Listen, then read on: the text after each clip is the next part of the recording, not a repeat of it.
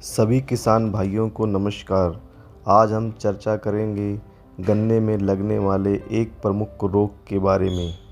ये रोग बहुत ही खतरनाक है। कई बार पूरा खेत सूख जाता है। इस खतरनाक रोग का नाम है रेड रॉट, लाल सड़न। ये बहुत ही खतरनाक रोग है। आज हम बताएंगे ये रोग कब लगता है, कैसे लगता है और पूरे खेत में फैलता है। क्या क्या सावधानी रखकर इस रोग से बच सकते हैं। ये बहुत ही खतरनाक रोग है। यदि एक बार फैल गया तो इसे रोकना मुश्किल हो जाता है। इसलिए शुरू में ही इस बीमारी से बचाने के लिए हमको उपाय करना चाहिए। इस बीमारी का जो मेन लक्षण है, शुरुआत में ही जून के महीने में आप देखेंगे तो तीसरी से चौथी पत्ती में लाल रंग के धब्बे पड़ जाते हैं आगे के साइड में, और पत्ती के पीछे साइड में एकदम जंग जैसा लगा रहता है। तो समझ जाइए लाल सड़न रोग लग गया है। और बाद में आप गन्ने को फाड़ कर देखेंगे तो उसमें लाल लाल धब्बे और सफ़ेद रंग के धब्बे बन जाते हैं। तो इसका मतलब लाल सड़न रोग लग गया है। यदि आपको वीडियो पसंद आ रहा हो उसको लाइक करें, शेयर करें, चैनल को सब्सक्राइब करें। सबसे पहले सावधानी ये है कि जिस खेत में ज़्यादा लाल सड़न रोग लगता है उसमें फसल चक्र अपनाएं। जिस खेत में पहले गन्ना लगा हो उसे बदल दें, दूसरे खेत में लगाएं।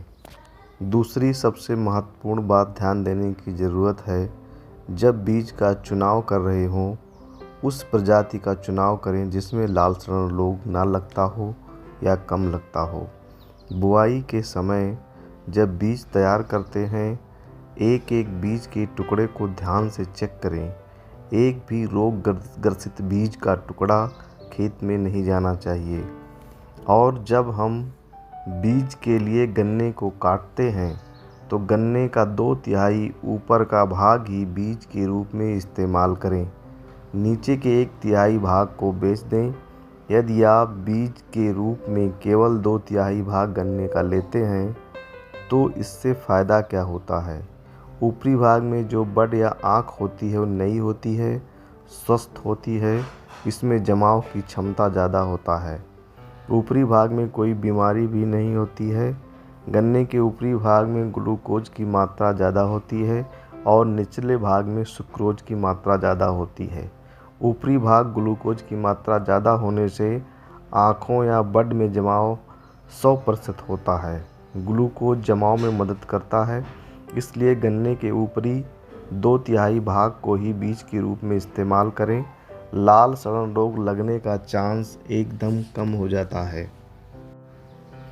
जब गन्ने से बीज काटकर तैयार हो जाता है तो एक फफूंदनाशक कार्बेंडाजिम प्लस मैंकोजेब का घोल बनाकर उसी में गन्ने के बीज को कुछ समय के लिए डुबा कर रखें और फिर बीज को बाहर निकाल कर छाया में रखें। पानी सूख जाने पर गन्ने के बीज की बुआई कर दें। एक काम और करना है, जब बुआई के लिए खेत तैयार हो जाए तो उसी खेत में 2 किलोग्राम ट्राइकोडर्मा प्रति एकड़ के हिसाब से पूरे खेत में छिट्टा लगा दें।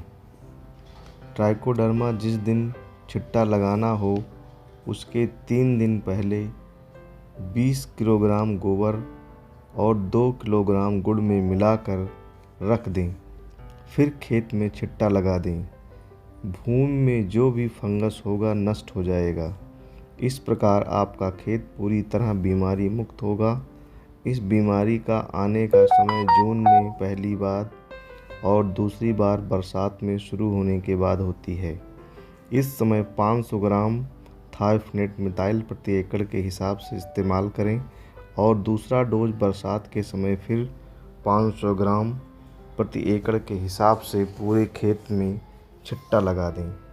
इस प्रकार सारी सावधानी के बाद आपके खेत में रेड रॉट या लाल सड़न रोग नहीं लगेगा। फसल पूरी तरह सुरक्षित रहेगी। यदि कोई गन्ना शुरू में दिख जाए उसे उखाड़ कर जला दें और सिंचाई के समय जिधर बीमारी है उधर से पानी स्वस्थ गन्ने की तरफ नहीं जाना चाहिए। नहीं तो पूरे गन्ने में ये रोग फैल जाएगा।